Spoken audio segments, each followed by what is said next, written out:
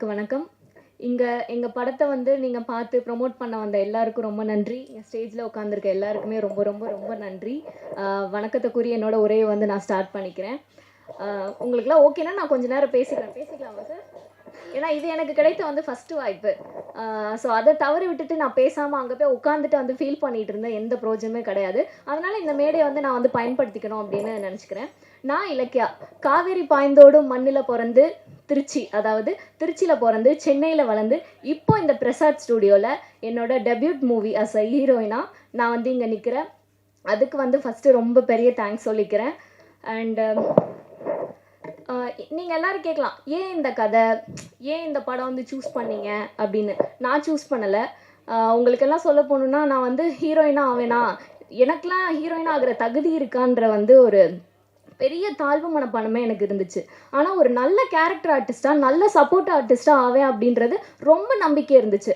அந்த நம்பிக்கையோட தான் நான் எப்படி சொல்கிறது, சினிமாவுக்கு வந்து நான் பழசு, உங்கள் எல்லாருக்கும் நான் புதுசு. அதாவது நான் சினிமாவுக்கு வந்து 4 years ஆயிடுச்சு. 4 yearsமே ஒரு சின்ன சின்ன கதாபாத்திரம் கூட விடாமல் ஜூனியர் ஆர்டிஸ்டாக இருந்திருக்கேன். அப்புறம் ஃப்ரேமில் தெரிகிற மாதிரி நடிச்சிருக்கேன். அப்புறம் டைலாக் ஆர்டிஸ்டாக, அப்புறம் கேரக்டர் ஆர்டிஸ்டாக, சப்போர்ட்டிவ் ஆர்டிஸ்டாக, இந்த மாதிரி தான் வளர்ந்து இப்போ நான் வந்து ஹீரோயினாக வந்து நிற்கிறேன். இதுவே வந்து என்ன எப்படி சொல்கிறது, நான் நினச்சி பார்க்காத ஒரு கனவுன்னு சொல்ல முடியாது, நான் நினச்சி பார்க்க முடியாத ஒரு விஷயம் வந்து நடந்திருக்கு அப்படின்னும் போது வந்து ரொம்ப பெருமையாக இருக்குது எனக்கு. அண்ட் வந்து சினிமாவில் வந்து எப்படி சொல்ற, ஒவ்வொருத்தவங்க ஒவ்வொரு கருத்து சொன்னாங்க. நானும் எனக்கு தோன்ற ஒரு கருத்தை வந்து நாங்கள் ஷேர் பண்ணிக்கணும்னு நினைக்கிறேன். இதை வந்து நீங்கள் மக்கள்கிட்ட போய் சேருங்க. ப்ரொடியூசர், டைரக்டர்ஸ் எல்லார்கிட்டையும் நீங்கள் போய் சேர்க்கணும். சினிமாவில் வந்து நிறைய பேர் வாய்ப்பை தேடி அலைஞ்சிட்டு இருக்காங்க. அவங்களுக்குலாம் வந்து வாய்ப்பு வந்து எப்படி சொல்கிறது, அவங்க போய் தேடி கேட்டாலுமே வந்து வாய்ப்புகள் வந்து கிடைக்க மாட்டுது. ஏன் அப்படின்னா, அவங்க இப்போலாம் ஈஸியாக வந்து ஷார்ட்கட்டாக போயிடுறாங்க. ஒரு ஷார்ட்கட்டாக அவங்களுக்குள்ள ஒரு குட்டி சர்க்கிளாக வச்சுட்டு அவங்களுக்கான ஒரு வாய்ப்பை தான் வந்து கொடுத்துட்ருக்காங்க. இந்த நிலைமை வந்து கண்டிப்பாக மாறணும். ஏன்னா எவ்வளவோ திறமையான ஆர்டிஸ்ட்டுங்க இருக்காங்க, எவ்வளவோ நிறைய படம் பண்ணி இப்போ சமீபத்தில் அவங்களுக்கு வாய்ப்பு இல்லாமல் நிறைய பேர் இருக்காங்க. அவங்கள எல்லாரையும் தேடி போய் நீங்கள் வந்து அவங்களுக்குலாம் வாய்ப்பு கொடுக்கணும். இப்போ ஈஸியாக வந்து இன்ஸ்டாகிராம் இன்ஃப்ளூயன்சர், யூடியூபர்ஸ் அப்படின்னு சொல்லிட்டு அவங்க எல்லாரும் ஈஸியாக வாய்ப்பு எடுத்துக்கிறாங்க. அவங்களுக்கும் நீங்கள் வாய்ப்பு கொடுக்கலாம், நான் கொடுக்க வேணான்னு சொல்லலை. அவங்களில் யார் சினிமாக்குன்னு உண்மையாக உழைச்சி சினிமாக்காக யார் வந்து எஃபர்ட் எடுத்துக்கிறாங்களோ அவங்களுக்கு அந்த வாய்ப்பை கொடுங்க. இது வந்து டேரக்டர்ஸ், ப்ரொடியூசர்ஸ், நீங்கள் அந்த கேஸ்டிங் கால் அந்த மாதிரிலாம் போகிற அந்த டீம்ஸ்க்கெலாம் வந்து இது கண்டிப்பாக போய் சேரணும்னு நினைக்கிறேன். அந்த மாதிரி வாய்ப்பை தேடி அலைஞ்ச ஒரு பொண்ணு தான் நான். இந்த படத்தில் வந்து ஹீரோயினாக வளர்ந்து நிற்கிறேன். இந்த படத்தில் எப்படி சொல்லணும்னா, எனக்கு வந்து வில்லேஜ் கேரக்டரில் நடிக்கணும்னு ரொம்ப பிடிக்கும். யூஸ்வலாக நம்ம இருக்கிறத விட ஒரு வில்லேஜ், ஒரு கெட்டப்பில், ஒரு மண் வாசனையோடு கலந்த ஒரு லுக்கில், அந்த மண்ணோட மண்ணாக கலந்து அதுக்கேற்ற மாதிரி நம்மளே மாற்றிட்டு அந்த கதாபாத்திரத்திலே நடிக்கிறது வந்து எனக்கு ரொம்ப பிடிக்கும். அந்த மாதிரி அமைஞ்சது தான் இந்த வள்ளிமலை வேலன். இந்த வாய்ப்பு வந்து எனக்கு, நான் டோர்னமெண்ட்டில் இருந்தப்போ, பூனேயில் இருந்தப்போ எனக்கு கால் வந்தது. மணி சார் அவங்க தான் வந்து கால் பண்ணி இந்த மாதிரி உன்னோட ஃபோட்டோஸ் அனுப்புமா ஆஃப் சாரியில் இருக்கிறது அப்படின்னு சொல்லி அனுப்பிட்டு அதுக்கப்புறம் நானும் மறந்துட்டேன். திருப்பி வந்து கால் பண்ணுறேன்னே பண்ணலை. அதுக்கப்புறம் திடீர்னு கால் பண்ணி உடனே சென்னைக்கு வர சொல்லி சென்னைக்கு வந்து நான் ஆஃபீஸில் வந்து சாரை பார்த்தோன்னே அவங்க ஓகே பண்ணிட்டாங்க. என்னோட குறையை வந்து நான் சொல்லிக்கணும்னு நினைக்கிறேன். அந்த குறையினால வந்து எனக்கு நிறைய வாய்ப்பு வந்து தட்டி கழிச்சு போனது. நான் ரொம்ப குட்டியாக இருக்கேன்னு சொல்லி, ஷார்ட்டாக இருக்கேன் அப்படி, உனக்கு திறமையெல்லாம் இருக்குமா, ஆனால் நீ ஷார்ட்டாக இருக்க அப்படின்னு சொல்லிட்டு நிறைய ரிஜெக்ஷன் எனக்கு வந்திருக்கு. ஆனால் டேரக்டர் சார் வந்து அந்த குறையெல்லாம் பார்க்காம உண்மையான திறமைக்கு வந்து மதிப்பு கொடுத்தனால தான் நான் இந்த படத்தை வந்து இப்போ இங்கே ஹீரோயினாக நிற்கிறேன்றதை வந்து நான் இங்கே சொல்லிக்க விரும்புகிறேன். டீமை பற்றி சொல்லணும் அப்படின்னா, டேரக்டர் சார் வந்து ரொம்ப எளிமையாக இருப்பார். அவரை பார்த்தீங்கன்னா ஸ்லிப்பர் கூட போட மாட்டாங்க. எல்லாரும் அதை தான் சொன்னாங்க. நான் சொல்லணும்னு நினச்ச பாயிண்ட்லாம் நிறைய பேர் சொல்லிட்டாங்க. சார் வந்து ஸ்லிப்பர் போடுமா, ரொம்ப எளிமையாக கல், மண், வெயில், மழை எதுவும் பார்க்காம ஷூட்டிங் ஸ்பாட்டில் அவ்வளோ எளிமையாக வந்து ஒவ்வொரு விஷயத்தையும் சொல்லி ரொம்ப அருமையாக வந்து கதைக்கு வந்து எங்களை எல்லாரையும் நடிக்க வச்சுருக்காரு. அண்ட் அசிஸ்டன்ட் டைரக்டர்ஸ் எல்லாமே ரொம்ப ஹெல்ப்ஃபுல்லாக இருந்தாங்க. அவங்க எல்லாருக்கும் இந்த இடத்துல வந்து நான் தேங்க்யூ சொல்லிக்கிறேன். அப்புறம் கேமரா டீம், மணி சார் வந்து ரொம்ப எப்படி சொல்ற, அவர் கூட இருந்த ஒர்க் பண்ண எல்லாருமே ரொம்ப திறமையானவங்க. ஒவ்வொரு ப்ராஜெக்ட்லலாம் ஒவ்வொரு ஷூட்டிங் போகிறது பார்த்தீங்கன்னா டெக்னிக்கல் இஷ்யூவே நான் வந்து ரொம்ப நேரம் வந்து வளன்னு இழுக்கும். அந்த மாதிரிலாம் கிடையாது. கரெக்டாக வந்து ப்ராப்பராக ஸ்கெடியூல் போகுது அப்படின்னா கேமரா வந்து அதே மாதிரி கரெக்டாக வச்சுட்டு கரெக்டான டைமுக்கு எடுப்பாங்க. அந்த மாதிரி ரொம்ப ஸ்கில்ஃபுல்லாக இருந்தவங்க. அப்புறம் மேனேஜர் சார் அவங்களுக்கும் வந்து நான் வாழ்த்துக்களை நன்றி சொல்லிக்கிறேன். என் கூட நடித்த கோ ஆர்டிஸ்ட் எல்லாருமே வந்து நாங்கள் ஒரு ஃபேமிலியாக தான் வந்து அந்த ஷூட்டிங் ஸ்பாட்டில் என்ஜாய் பண்ணோம். ஷூட்டிங் அந்த திரையில் மட்டும் கிடையாது, நாங்கள் சகஜமாகவே பழகி அந்த மாதிரி தான் இருந்தோம். திரையில் எப்படி வந்து ஃபேமிலியாக இருந்தோமோ அதே மாதிரி தான் ஆஃப் ஸ்க்ரீனில் இருந்தோம்னு நினைக்கிறேன். எல்லாரையும் அம்மா அண்ணா அப்பா அந்த மாதிரி தான் கூப்பிட்டு பழகினேன். அப்புறம் இப்போ வந்து முக்கியமாக எங்கள் ப்ரொடியூசர் அண்ட் ஹீரோ சாருக்கு வந்து நான் ரொம்ப தேங்க்ஸ் சொல்ல விரும்பிக்கிறேன். அவரை பார்த்தீங்கன்னா எப்படி சொல்கிறது, அவரை மாதிரி ஒரு இந்த காலத்தில் இப்படி ஒரு நல்ல உள்ளம் கொண்ட மனிதர் இருக்காங்க அப்படின்னா நம்ம ஹீரோ சார் தான், நாகரத்தினம் சார் தான் வந்து நான் சொல்லணும். ஏன்னா இந்த காலத்துலேயும் வந்து எனக்கு வந்து படத்தில் பார்க்குற மாதிரி இருந்துச்சு. அவரை காரில் கூட்டிகிட்டு போயிட்டு இருப்பாரு, ஊர் மக்கள்லாம் பார்த்து ஏஞ்சி நின்று வணக்கம் சொல்லுவாங்க, அவரை பார்த்து கொஞ்சுவாங்க. இதெல்லாம் வந்து நான் படத்தில் தான் பார்த்துருக்கேன். படத்தில் வந்து சொல்லி பண்ண வச்சுருப்பாங்க, இங்கே வந்து அவர் பண்ண செயல்களால் வந்து அவங்களாம் பண்ணாங்கன்னு நினைக்கிறேன். ஒரு தலைவனுக்கு வந்து ஒரு மக்கள் கொடுக்குற மரியாதை வந்து ஒன்று வந்து பயத்தினால இருக்கும், இன்னொன்று வந்து மரியாதைனால பாசத்தினால இருக்கும். அவங்க கொடுத்தது வந்து மரியாதையிலையும் பாசத்தினாலையும் வந்து நினைக்கிறேன். ஏன்னா அந்த அளவுக்கு வந்து அவர் ஊர் மக்களுக்கு அவர் செஞ்சுருக்காரு. அவர் கூட நடித்தது வந்து எனக்கு ரொம்ப சந்தோஷமாக இருக்குது. அவர் கதையில் இந்த திறமையான டீம் கூட நான் ஒர்க் பண்ணதுக்கு வந்து நான் ரொம்ப சந்தோஷப்பட்டுக்கிறேன். அப்புறம் என்னோட காஸ்டியூம், திடீர்னு காஸ்டியூம் இல்லை பத்தலை அப்படின்னா டக்குன்னு பக்கத்தில் போய் கடையில் வாங்கிட்டு ஏதாவது ஒரு வீட்டில் வந்து டைலர் மிஷின் இருக்கான்னு கேட்டு அங்கே எனக்கு டக்குன்னு ஸ்டிச் பண்ணி கொடுத்துருவாரு. அப்புறம் என்னோட மேக்கப் ஆர்டிஸ்ட் அண்ணா, ஹேர் ஸ்டைலிஸ்ட் அண்ணா எல்லாருமே பர்ஃபெக்ட் டைமில் பர்ஃபெக்டாக எல்லாமே கரெக்டாக பண்ணிடுவாங்க. அப்புறம் ஃபுட்டு கொடுத்த ப்ரொடக்ஷன் அண்ணா, நான் இந்த இடத்துல யாருக்கு நன்றி சொல்லணுன்றது நான் ப்ரிப்பேர் பண்ணிட்டு வரல, நான் சொல்கிறேன். ஏதாவது யாருக்காவது நன்றி சொல்ல மறந்துட்டேன் அப்படின்னா வந்து அறியாமல் செய்த தவறாக நினச்சி வந்து மன்னிச்சுக்கோங்க. ஓவராலாக அந்த டீமுக்கு வந்து நான் ரொம்ப நன்றி சொல்லிக்கிறேன். அப்போ முக்கியமான ஒரு விஷயம், அந்த ஊர் மக்களுக்கு ரொம்ப ரொம்ப ரொம்ப நன்றி சொல்லிக்கிறேன் சார். இங்கே பாதி பேர் வந்திருக்கீங்க, நீங்கள் எல்லாரும் போய் அவங்கவுங்க பக்கத்து வீட்டில் போய் சொல்லுங்கள், அந்த ஹீரோயினாக நடிச்ச பொண்ணு வந்து உங்களுக்கு தான் எல்லாருக்கும் நன்றி சொன்னான் அப்படின்ட்டு. ரொம்ப ஹெல்ப்ஃபுல்லாக இருந்தாங்க, ரொம்ப பாசமாக. அவங்க பண்ண கோஆப்ரேஷன்னால, அவங்க பண்ண ஒத்துழைப்புனால தான் அந்த படம் வந்து ரொம்ப அருமையாக எடுக்கப்பட்டுச்சு. ரொம்ப சப்போர்ட்டிவாக இருந்தாங்க, ரொம்ப பாசமாக இருந்தாங்க சார். உங்கள் ஊர் மக்கள் எல்லாருமே ரொம்ப பாசமாக இருந்தாங்க. வேறு என்ன சொன்னோம், எல்லாருக்கும் நன்றி சொல்லிட்டேன்னு நினைக்கிறேன். இருங்க கைத்தட்டாதீங்க, இன்னும் நான் படத்தை பற்றி சொல்லலை.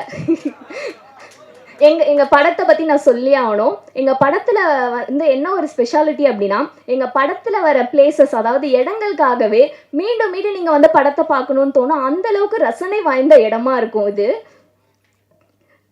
ரொம்ப ரசனை வாய்ந்த இடம் அது. ஸோ அதனால் இந்த படத்தில் வர பாடல்கள், படம் எல்லாமே வந்து ரொம்ப சூப்பராக இருக்கும். கண்டிப்பாக வந்து இதை வந்து நீங்கள் மக்கள்கிட்ட கொண்டு போகணும். பெரிய படங்கள் எப்படி வந்து மக்கள் பார்த்து நல்லா இருக்குது நல்லா இல்லைன்னு சொல்கிறாங்களோ, அதே மாதிரி சின்ன படங்களையும் மக்கள் பார்த்து சொல்லட்டும் அது நல்லா இருக்குது நல்லா இல்லை அப்படின்றத. அதை வந்து நம்மளா முன்னாடியே வந்து சொல்லணுன்ற அவசியம் இருக்காது, அவசியமும் இருக்கக்கூடாது.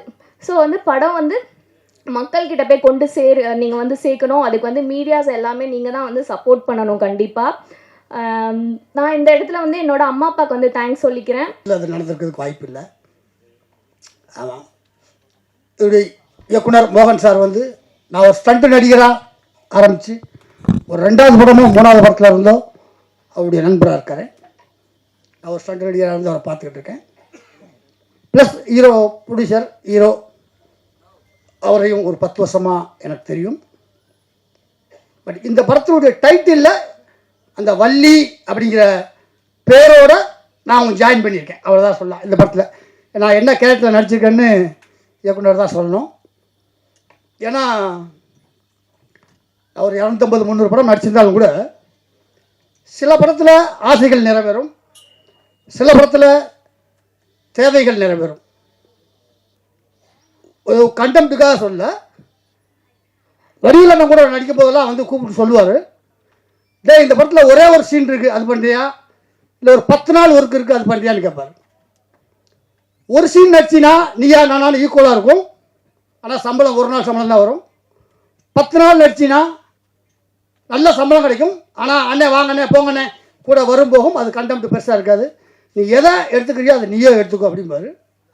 அதனால் என்னுடைய ஆசைகள் மட்டும்தான் எடுத்துக்குவேன், தேவைகளை எடுத்துக்கல. அதனால தான் நான் நிறையா சம்பாதிக்க முடியல. அதனால தான் இன்றைக்கி நான் 25 வருஷம் தாண்டி ஓடிக்கிட்டு இருக்கேன். நான் தேவைகளை எடுத்திருந்தேன் அப்படின்னா நான் ஏதோ வீடு வாசல் வாங்கி செட்டில் ஆகியிருப்பேன். பட் இன்றைக்கி என்னுடைய ஆசைகள் மட்டும் எடுத்ததுனால இன்றைக்கும் இளம் கலைஞர்களோடு நான் ஓடிக்கிட்டு இருக்கான ஒரு நல்ல ஒரு வாய்ப்பாக கிடச்சிருக்கு. அதனால் இந்த படத்துடைய யூனிட்டை பற்றி சொல்லணும்னா ரொம்ப அருமையான யூனிட்டு, திட்டமிட்டு செயல்படக்கூடிய ஒரு நல்ல யூனிட். ஏன்னா இன்றைக்கி இத்தனை சீன் எடுக்க போகிறோம் அப்படின்னா அதை கரெக்டாக பிளான் பண்ணி அது அனுபவம், அவருடைய அனுபவம், அது மோகன் சாராக இருக்கட்டும், அவருடைய இந்த படத்துடைய கேமராமேன் மணிகண்டன் சாராக இருக்கட்டும். மணிகண்டன் சாரை பற்றி சொல்லணும்னா, கேமராமேன் பற்றி சொல்லணும்னா அவர் சின்ன ஒரு வாசி தான். இன்றைக்கும் நான் ரொம்ப கூச்ச சுபாவம் உள்ளவன். நான் ஒரு ஃபைட்டுன்னு வெளியில் சொன்னால் கூட ரொம்ப கூச்ச சுபாவம் உள்ளவன் தான். ஒரு 5-6 பேர் வரிசையாக நிற்கணும் அப்படின்னா கூட நான் 6 பேர்த்துக்கு பின்னாடி தான் நிற்பேன். எல்லாம் வந்து நில்லுங்கண்ணே, ஆர்டிஸ்ட்லாம் வந்து நில்லுங்கண்ணே, 6 பேர்த்துக்கு பின்னாடி தான் நிற்பேன். ஒரு மானிட்டர் போனதுக்கப்புறம் அண்ணே முத்துக்கால் நான் காணும் அப்படிம்பார். சார் நான் பின்னாடி தான் நிற்கேன், அண்ணே முன்னாடி நில்லுங்கண்ணே அப்படிப்பார். ஏன்னா அந்தளவுக்கு நான் ரொம்ப கூச்ச சுபாவம் உள்ளதான். ஆனால் ஒவ்வொரு சீன்லையும் நீங்கள் முன்னாடி வந்து நில்லுங்கண்ணே அப்படின்னு சொல்லி என்னை முன்னாடி கொண்டு வந்து போட்டினேன் கேமராமேன் சாருக்கு நன்றி. இந்த படத்தில் நானும் நல்லா நடிச்சிருக்கேன் அப்படின்னா அது இயக்குனரையே சாரும், கொடுத்த கேரக்டரை சொதப்பிருக்கேன்னா அது என்னையே சாரும். அதனால் நான் ஏற்கனவே சொன்ன மாதிரி ஆசைகள் இந்த படத்தில் தயாரிப்பாளர் நாகராஜ் சாருக்கு ஆசைகள் நிறைவேறிச்சு. அவர் ஹீரோவாக ஆகணும் அப்படின்னு ஆசைப்பட்டார். அந்த ஆசைகள் நிறைவேறிச்சு. தேவைகள் நிறைவேறணும், போட்ட பணம் திரும்ப வரணும். அதுக்கு நீங்கள் தான், மீடியாக்கள் தான் வந்து நல்ல முறையில் விமர்சனம் கொடுத்து சின்ன பட்ஜெட் படங்கள்லாம் நீங்கள் தான் நிறையா தூக்கி விட்டுருக்கிறீங்க. நல்ல கண்டெம்ட்டை நீங்கள் உதவி செஞ்சு சப்போர்ட் பண்ணால் தான் இந்த மாதிரி நிறையா புது ப்ரொடியூசர்கள், புது இயக்குநர்கள். இப்போது மோகன் சாருக்கு வந்து உதயகுமார் சார் சொல்லிட்டாரு மெம்பர் ஆனால் தான் வந்து செருப்பு வாங்கி போட முடியும்னு. ஆல்ரெடி கிட்டத்தட்ட இந்த ஆடியோ லான்ச்சுக்கு வந்துருச்சு. அதனால் ஒத்த செருப்பு போட ஆரம்பிச்சிட்டாரு. இன்னும் ஒரு செருப்பு தான் போடணும், அது ரிலீஸில் போட்டுருவார். அதனால் இந்த படம் மாபெரும் வெற்றி அடையணும். எல்லோரும் தேட்டரில் வந்து பாருங்கள். இதுக்கு மீடியா சப்போர்ட் பண்ணணும் கேட்டுக்கிறேன். நன்றி, வணக்கம். ஒருத்தர் வந்து 30 வருஷமாக காலில் செருப்பு கூட போடாமல் ஒரு பெரிய லட்சியத்தோடு இருக்கார். மோகன், நீங்கள் செருப்பு போட்டு எத்தனை வருஷம் ஆச்சு சொல்லுங்கள்? 30 வருஷம் ஆச்சு. 30 வருஷமாக ஒருத்தர் நான் இயக்குனர் ஆகாமல் செருப்பு போட மாட்டேன்னு இருக்கார்.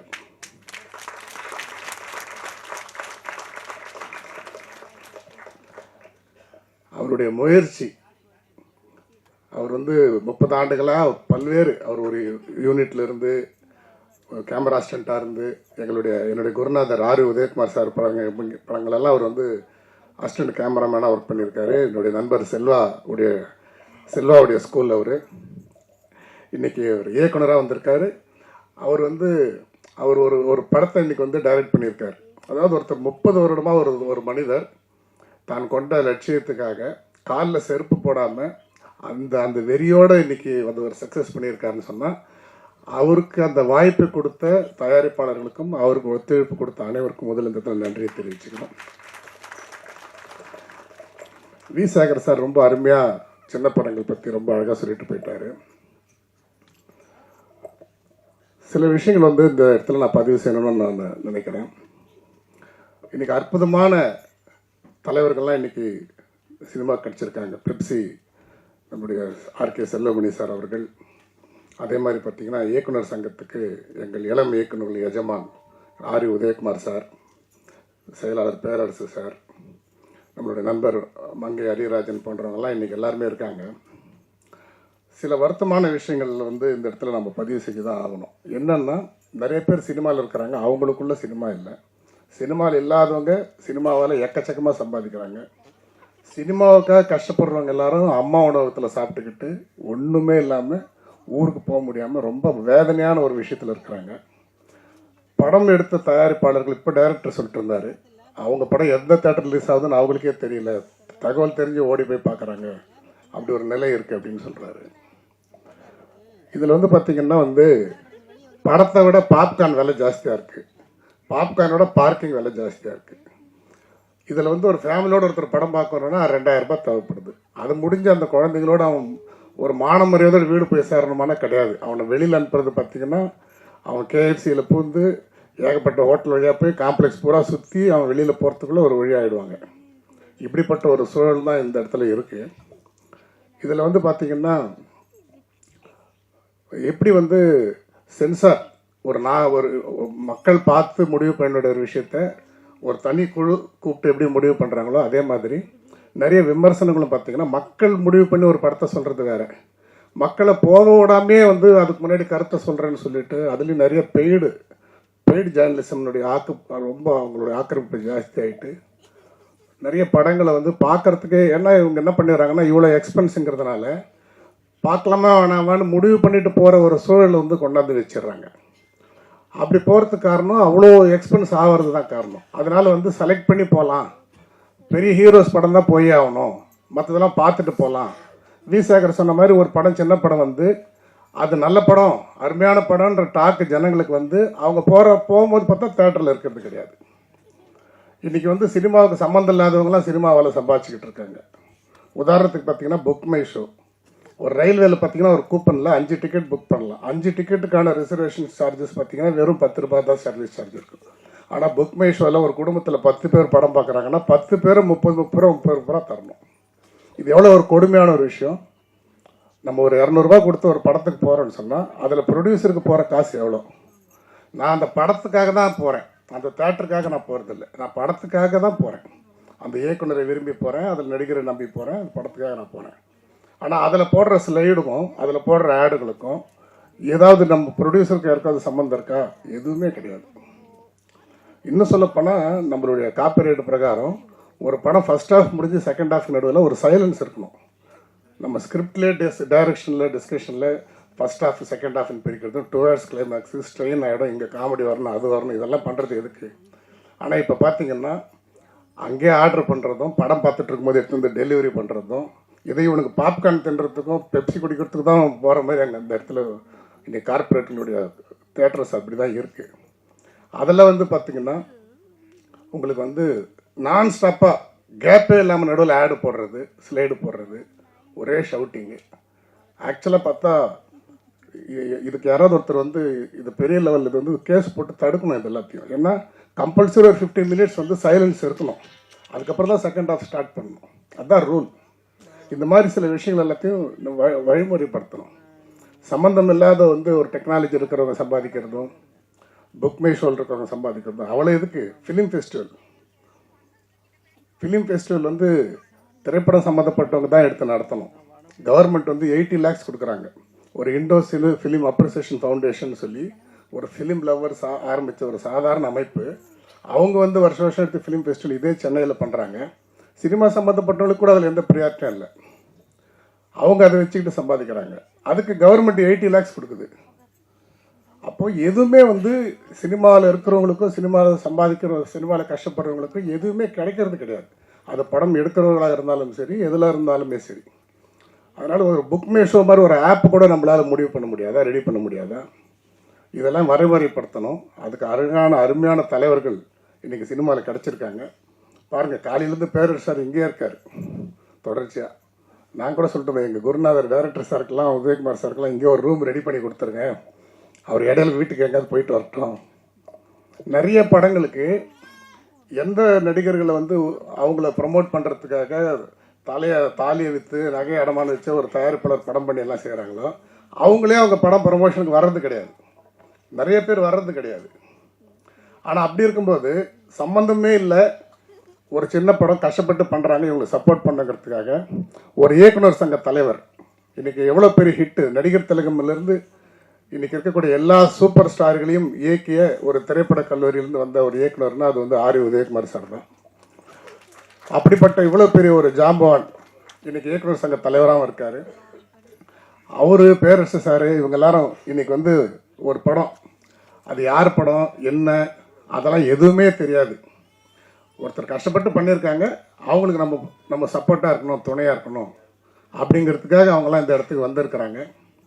அதே மாதிரி இன்னொரு வேண்டுகோள் வைக்கிறேன் உதயகுமார் சாருக்கு. புரட்சி தலைவி ஜெயலலிதா அம்மா இருக்கும்போது இந்த அரசு சார்பில் அம்மா திரையரங்குன்னு ஒரு கான்செப்ட் கொண்டு வந்தாங்க. இது ரொம்ப சின்ன படங்கள்லாம் நிச்சயமாக வந்து ஓடக்கூடிய ஒரு சூழல் வந்து அமையறதுக்கான ஏற்பாடு பண்ணாங்க. எப்படி வந்து நிறைய தேட்டர்ஸில் வந்து எவ்வளோ ரேட் ஏற்றினாலும் 10 ரூபாய் டிக்கெட்டுங்கிறது வந்து கம்பல்சரின்னு சொல்லி அதுக்குன்னு ஒரு கேட்டகரி வச்சாங்களோ, அது இன்றைக்கும் தேட்டரில் வச்சுருக்காங்க. ஆனால் அந்த 10 ரூபாய் டிக்கெட் வந்து யாருக்கும் தரதில்லை. அது யாருக்கு தராங்கன்னா வித்து உங்களுக்கு இந்த ஃபுட்டு கூப்பனோடு தான் தருவாங்க. படம் பார்க்குற டிக்கெட்டு 10 ரூபாய்னா கூப்பன் 400 ரூபாய் அப்படி தான் அது தராங்க. அது வெளியில் யாருக்கும் தரதில்லை, அவங்களுக்குள்ளே கொடுத்துக்குவாங்க. ஆனால் அந்த அம்மா திரையரங்குன்ற கான்செப்ட் அவங்க கொண்டு வந்து இம்ப்ளிமெண்ட் பண்ணும்போது அவங்களுக்கு உடம்பு சரியில்லாமல் போயிடுச்சு. அதனால் அது நின்று போச்சு. அது மட்டும் வந்திருந்தா இன்றைக்கி வந்து இந்த தேட்டர் டாமினேஷனுங்கிறது இந்த அளவுக்கு வந்திருக்காது. எல்லா படங்களும் ஓடுறதுக்கான ஒரு தளம் அது வந்து ஏற்படுத்தி தரும். அந்த கான்செப்டை இன்றைக்கி இருக்கக்கூடிய தலைவர்களாரும் சேர்ந்து திருப்பி கொண்டு இம்ப்ளிமெண்ட் பண்ணி கொண்டு வந்தோம்னா நிச்சயமாக சின்ன படங்களுக்கும் வந்து எல்லா தேட்டர்ஸும் கிடைக்கும். இன்னொன்று வந்து தான் பெரிய ஸ்டாரு, தான் அடுத்த முதலமைச்சர் ஆகணும் இப்படிலாம் கனவு காண்றாங்க நிறைய பேர். அப்படி உண்மையிலே அவ்வளோ பெரிய ஸ்டாரு, அவங்களுக்கு அவ்வளோ ஃபேன்ஸ் இருக்கிறாங்கிறது உண்மையாக இருந்தால் அவங்க வந்து 11 மணி ஷோ, 2 மணி ஷோ, காலையில் 10:30 மணி ஷோவில் அவங்க படத்தை போடுறதுக்கு கொண்டு வரணும், ஒத்துக்கணும். அதை விட்டுட்டு பிரைம் ஷோஸு, பிரைம் தேட்டர்ஸ் எல்லாம் வந்து அவ்வளோ பெரிய பெரிய ஸ்டாருங்களை எடுத்துக்கிட்டு கஷ்டப்பட்டு ரொம்ப போராடி வர சின்ன படங்களை எடுத்துன்னு போயிட்டு காலையில் 11 மணிக்கு தர்றது, 10 மணிக்கு தர்றது, மத்தியானம் 2 மணிக்கு தர்றது தான் எப்படி வந்து பழக்கம் வருவாங்க. ஸோ இப்படிப்பட்ட ஒரு சூழல் இங்கே இருக்குது. அதனால் வந்து இவங்கெல்லாம் வந்து இவ்வளோ கஷ்டப்பட்டு இவ்வளோ செலவு பண்ணி ஒரு நம்பிக்கையில் இது போன்ற தயாரிப்பாளர்கள்லாம் நிறைய இளம் கலைஞர்களை ஒரு 30 வருஷமாக செருப்பு போடாத ஒருத்தருக்கு கூப்பிட்டு இன்றைக்கி ஒருத்தர் லைஃப் கொடுத்துருக்காங்க. இவ்வளோ டெக்னீஷியன்ஸ் இன்றைக்கி வந்து இந்த படத்து மூலமாக கொண்டு வந்திருக்காங்க. இவங்கெல்லாம் வந்து வெற்றி பெற்றாங்கன்னா இவங்களுக்கெல்லாம் முதலீடு பண்ண பணங்கள் திருப்பி வந்துச்சுன்னா இதே மாதிரி இன்னும் நிறைய பேர் அவங்க உருவாக்குவாங்க. நிறைய பேர் வர வர வர தான் இந்த துறை வளரும். இது வெற்றிங்கிறது 2 வகை இருக்குது. எல்லாரையும் கூட்டிகிட்டு போய் ஜெயிக்கிறது ஒரு வெற்றி, எல்லாரையும் கொண்டுட்டு ஜெயிக்கிறது ஒரு வெற்றி. அலெக்சாண்டர் போன்றவங்க எல்லாரையும் கொண்டுட்டு ஜெயிச்சவங்க, நபிகள் நாயகம் இயேசுநாதர் படம் எல்லாரையும் கூட்டிட்டு போய் ஜெயிச்சவங்க. கூட்டிகிட்டு போய் ஜெயிச்சவங்க தான் வணங்கப்படுவார்கள். அது எல்லாரும் வணங்கப்பட வேண்டும். அப்படிப்பட்ட வெற்றிக்கு பத்திரிகையாளர்கள் அனைவரும் இது போன்ற சிறிய படங்களுக்கு ஒத்துழைப்பு தர வேண்டும். நிறைய இந்த விமர்சனங்கள், இந்த பெய்டு இதெல்லாத்தையும் விட்டுட்டு அவங்க போராடி வரட்டும். ஜனங்க பார்த்துட்டு முடிவு பண்ணிட்டோம், வேணாம் நல்லா இல்லை அப்படின்னு அவங்க சொல்லட்டும். பார்க்கறதுக்கு முன்னாடி இது வேஸ்ட்டு, இது பார்க்கறதுக்கு தேவையில்லாத வேலைன்ற மாதிரிலாம் ரொம்ப நெகட்டிவாக சொல்லி அப்படி அதனால் வந்து எந்த விதமான பலனும் இல்லை. அவங்க முடிவு பண்ணிட்டோம். மக்கள் வந்து ஒரு படத்தை வேணான்னு சொன்னால் அதை 100% ஏற்றுக்கிறதுக்கு எல்லா கலைஞர்களும் தயாராக இருக்கிறாங்க. அதை பார்க்கவே கூடாதுன்னு தடுக்கிறத 1% கூட யாரும் ஏற்றுக்க முடியாது. அது போன்ற விஷயங்களை செய்ய வேண்டாம். சிறிய படங்களுக்கான அங்கீகாரத்தை அனைவரும் கொடுக்க வேண்டும். அதே மாதிரி இந்த அம்மா திரையரங்கு போன்ற அந்த கான்செப்டை கொண்டு வந்து எல்லா படங்களுக்கும் எல்லாருக்கும் தேட்டர் கிடைக்கக்கூடிய ஒரு சூழல் ஏற்படுத்தணும். சினிமாவில் கஷ்டப்படுறவங்களுக்கு